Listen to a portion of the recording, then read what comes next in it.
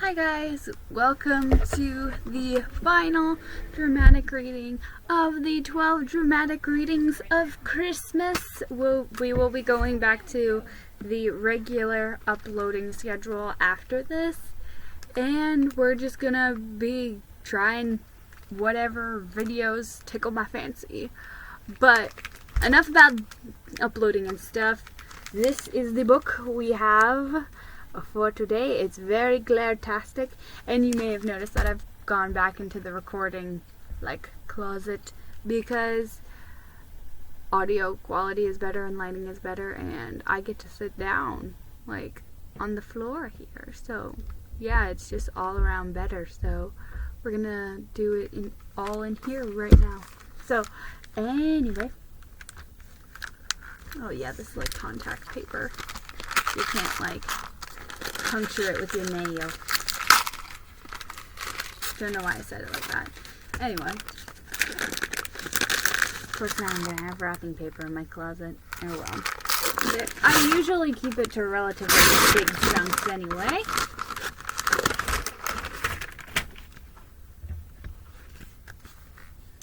It is The Nutcracker. Story retold by Ron Kidd, illustrated by Rick Renert. I'm probably pronouncing that wrong, but let's get right on into it. Into the story of the Nutcracker. The Nutcracker, retold by Ronald Kidd, illustrated by Rick Renert. Based on the tale The Nutcracker and the Mouse King by E.T.A. Hoffman, and The Nutcracker Ballet by Peter Ilyich Tchaikovsky.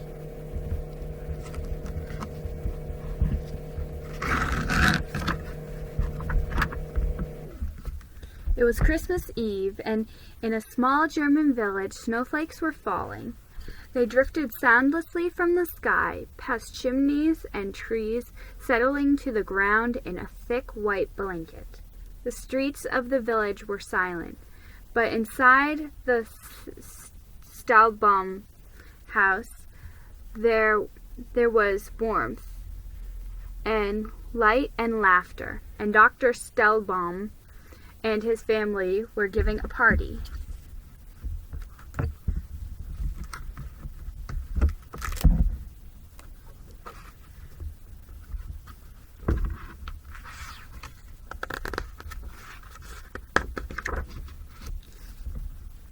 Twelve-year-old Clara Stahlbaum knelt next to a door in the parlor, peeking through the keyhole into the drawing room. Her brother Fritz crouched next to her, and behind him stood 8 other children.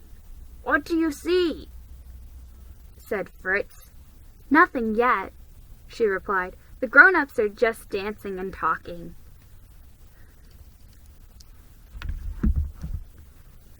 "Why can't we go in?" asked one of the younger children. "It's a rule," said Fritz. "Children aren't allowed in the drawing room until the tree is lit." "Here comes Father," Clara explained, jumping to her feet and shooing everyone back.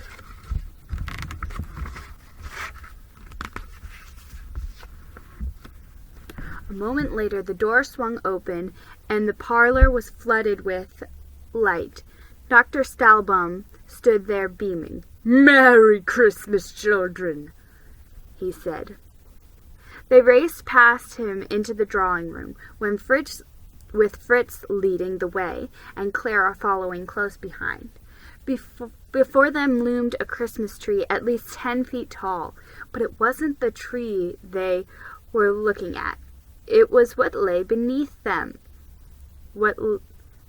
It was what lay beneath. Presents. There were sugar plums, bonbons, toy soldiers, miniature swords and cannons, ceramic dolls, silk dresses, wooden horses, picture books, and dozens of other gifts. The children scurried about the tree, discovering treasure after treasure.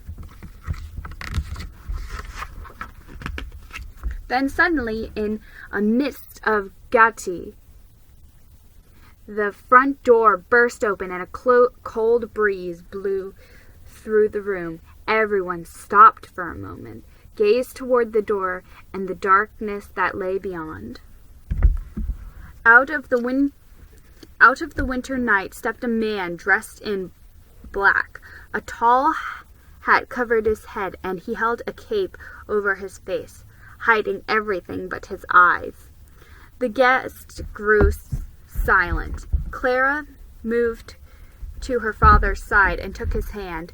The man strode up to the group. The click of his boots echoed off the marble floor. Then he stopped and slowly drew aside the cape.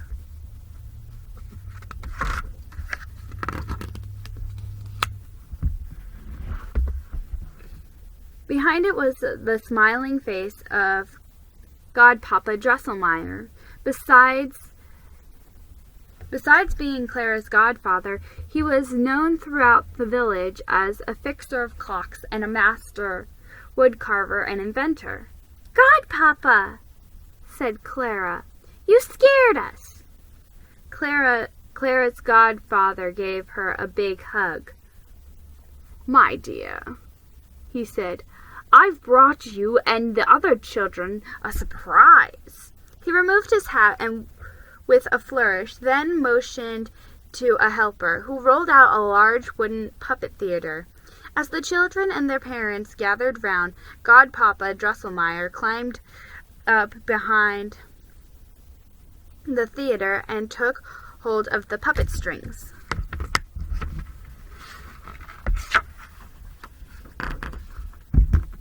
The curtain opened to reveal a prince and a princess dressed in white. As they walked together across the stage, a third puppet entered. It was a wicked-looking mouse, wearing a jeweled crown and carrying a sword. The mouse challenged the prince, who drew a sword of his own, and a fight began. With the children shouting encouragement, the prince held off his attacker. Then he moved forward. A moment later, the mouse lay at his feet. The prince put away his sword and went to the princess. Kneeling, he kissed her hand. As he did, it seemed to Clara that the puppet strings and the wooden stage and the party guests melted away, leaving only the prince and the princess in a land beyond care and time. It even seemed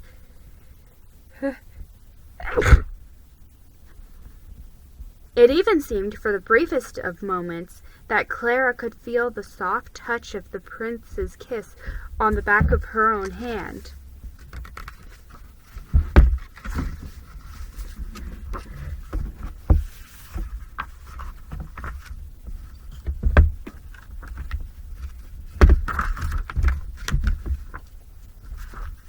When Clara looked up, her godfather was standing over her, smiling.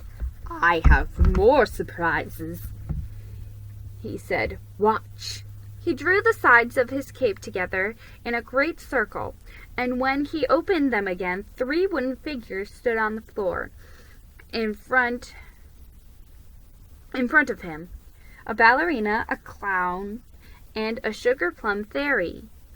To everyone's amazement, these figures began to move. The ballerina pointed her toes and did an awkward pirouette.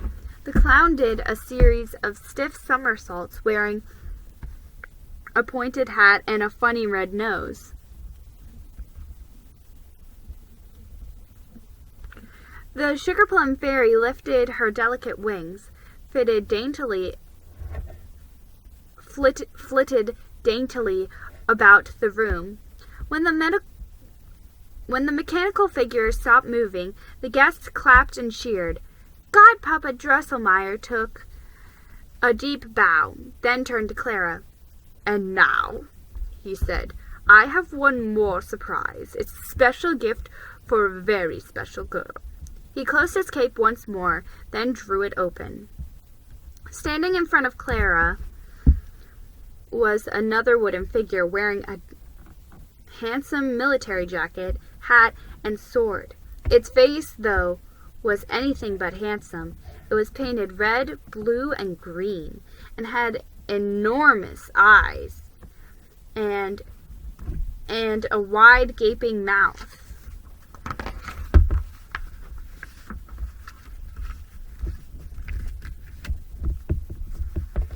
Something about the face filled Clara with tenderness. She picked up the wooden figure and cradled it in her arms. "What is it?" asked one of the children, looking on. "It's a nutcracker," replied Clara's. "It's a nutcracker," replied Clara's godfather. He took a walnut from his pocket and placed it in the mouth of the little man. The mouth closed, breaking the nut into two neat pieces. "Let me do that," said Fritz. He grabbed the nutcracker and tried to pull it away from his sister. There was a loud crack, and the head broke off. "You've ruined him!" Clara cried. She held her precious gift close and wept bitterly, certain it would never be the same. Now, my dear," said Godpapa Drosselmeyer. He took the two parts of the wooden figure and went behind the puppet theater for a few moments, then came out. He handed the nutcracker back to Clara. "There, you see," he said. "It's as good as new." And so it was. The musicians began playing again. The adults drifted off to eat pastries and exchange Christmas greetings. The children returned to the tree to play with their presents. And in one corner of the room, Clara held her nutcracker tight and danced a slow, blissful waltz.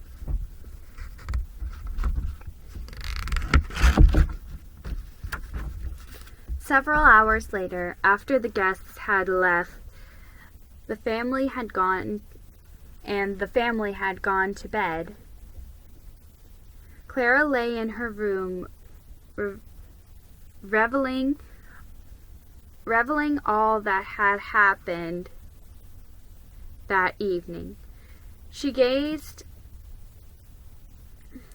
at the ceiling, thinking about the tree and the music, and most of all the nutcracker, whose face was so grotesque and yet somehow so brave. She had a sudden longing to see the little man again.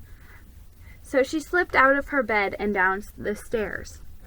The drawing room was dark, but Clara had no trouble picking up the gaily painted face out of the nutcracker beneath the Christmas tree. She went over to her new friend, lay down beside him, and fell into a deep sleep. As the hour approached midnight, there was a noise in the room. Clara awoke and peered into the darkness.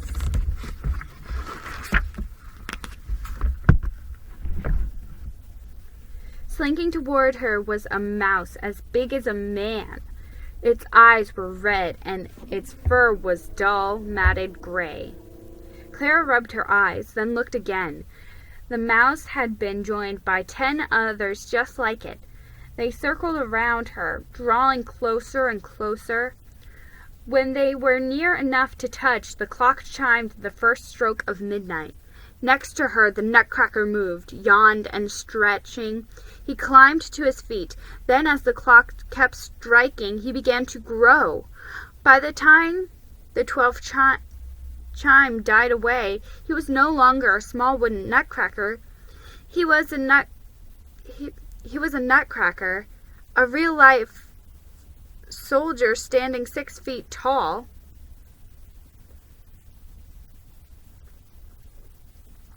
Clara was thrilled. Nutcracker put one arm around her and drew his sword with the other. The mice backed away.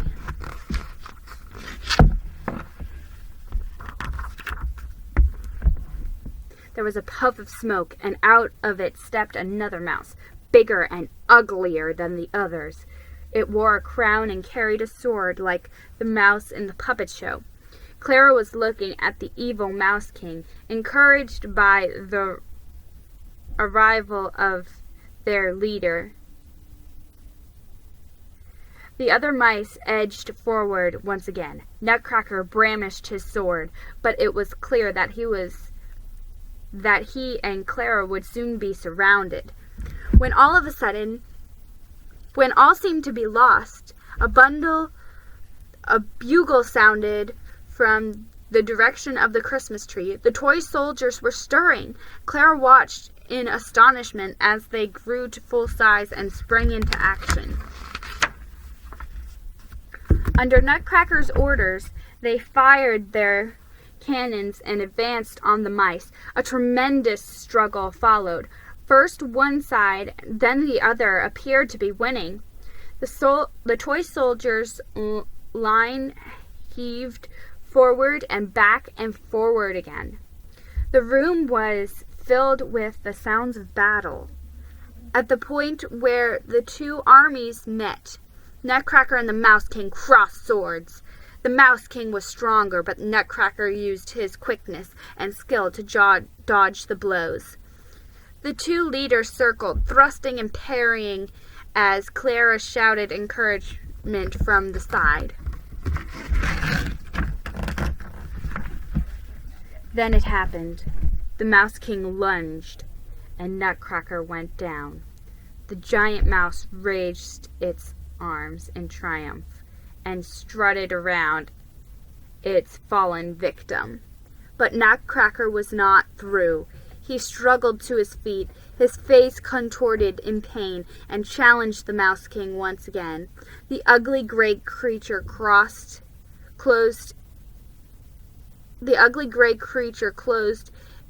in to finish him off. Perhaps the Mouse King was careless. Perhaps Nutcracker was inspired by Clara's shouts. Or perhaps some greater force was at work, pulling invisible strings.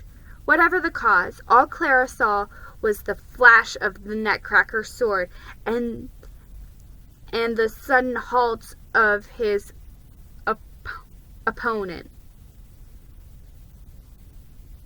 The next thing she knew, the Mouse King lay dead on the floor, and the Nutcracker had fallen motionless beside him.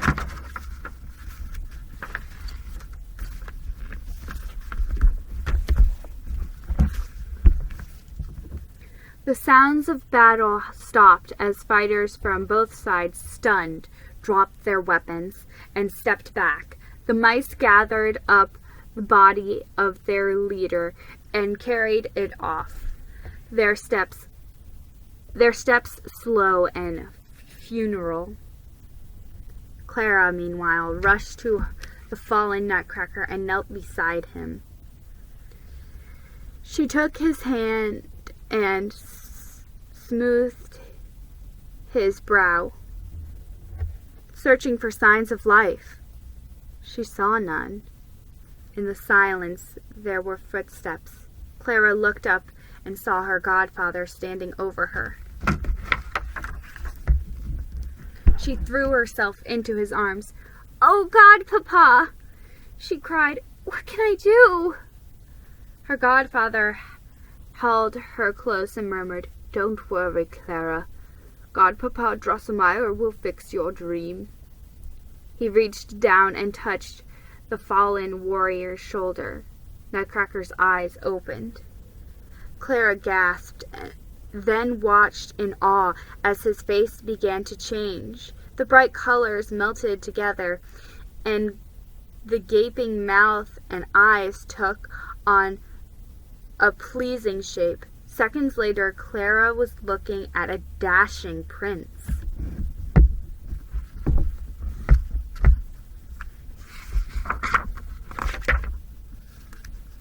"Thank you, Godpapa," she said, hugging the old man tight. "Thank you for saving him." "Ah, but Clara," he replied, smiling, "it was you who saved him with the power of your love." "My lady," said a voice from behind Clara. She turned and saw the new handsome Nutcracker holding out his hand. She took it, and he pulled her close and kissed her. As he did, her night-dress was transformed into a long silk gown, and the air seemed to shimmer.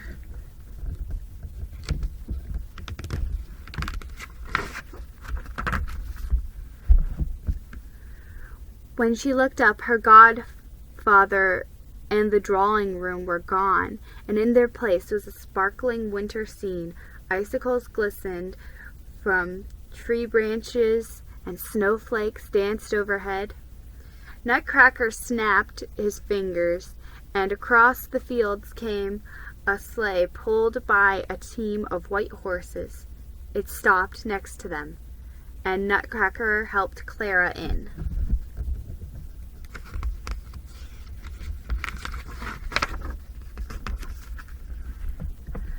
The prince and his new princess sped across the ice and snow, over the hills and gullies and the frozen streams.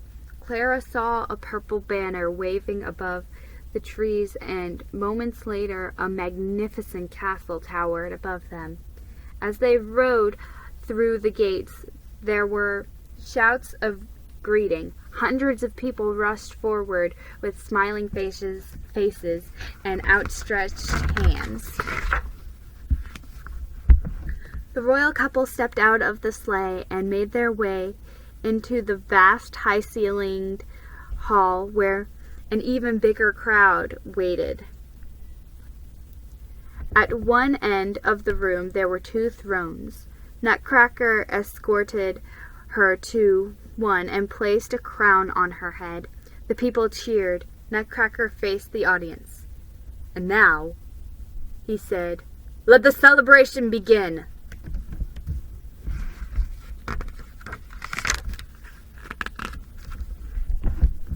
Music rang out, and the 2 Spanish dancers twirled and leaped their way around the floor.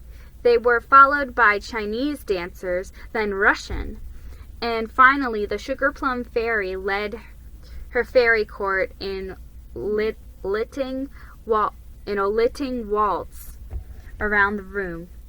When all had finished, Nutcracker turned to Clara. "My lady," he said, "this next dance is the best, for it is ours." He took her into his arms and the music began. As they circled the floor together, sunbeams shone through a window and bathed the couple in golden light. Then a shadow passed in front of them. Then a shadow passed in front of the window, and an icy wind blew. Out of the corner of her eye, Clara saw Godfather Drosselmeyer standing at the edge of the crowd. The music grew slow and somehow sad. It began to fade, and with it faded the room and the crowd, and finally, no matter how tightly she clung to him, Nutcracker himself faded.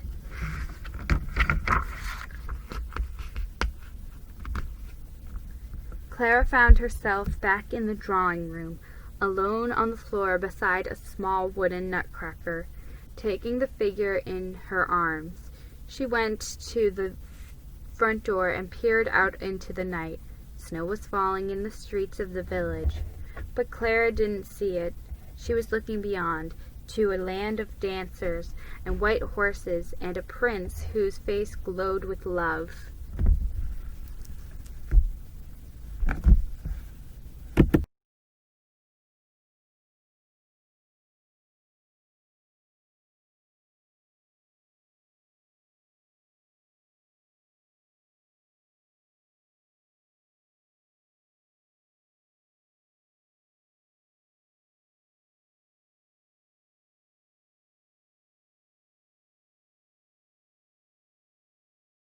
I hope you guys enjoyed that dramatic reading of this version of the Nutcracker. My only other exposure to Nutcracker is actually seeing the ballet and the Barbie movie, which I feel like that was most girls' exposure to the Nutcracker as a story, was the Barbie movie.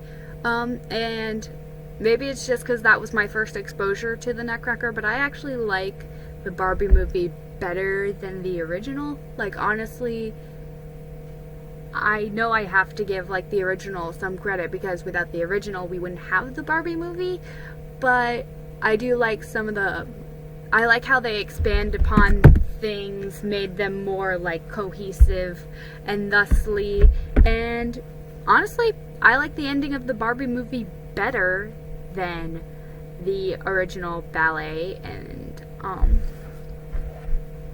And one pet peeve that I have with Barbie fans is whenever I watch a review online of Barbie and the Nutcracker, they always act like that's not the same guy at the end. It's like, no, that's Prince Eric at the end, silly. It's not supposed to be, oh, this is a different guy. It's supposed to be one and the same. Silly. Stop. And it's just like, it gets so sad if it's not the same guy, because then it's just like weird. Pet peeve with the Barbie movie fandom, that they obviously can't tell that this is the same guy in the ending of Barbie and the Nutcracker, that's Prince Eric.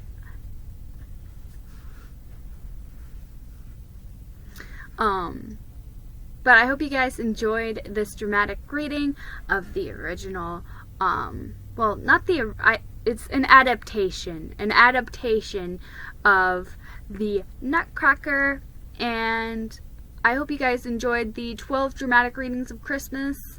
I don't know what I'm going to be doing next video-wise. I already have one video recorded that I could upload the following week if I wanted to. I don't know if I'm going to, but I do have a video that I could upload. And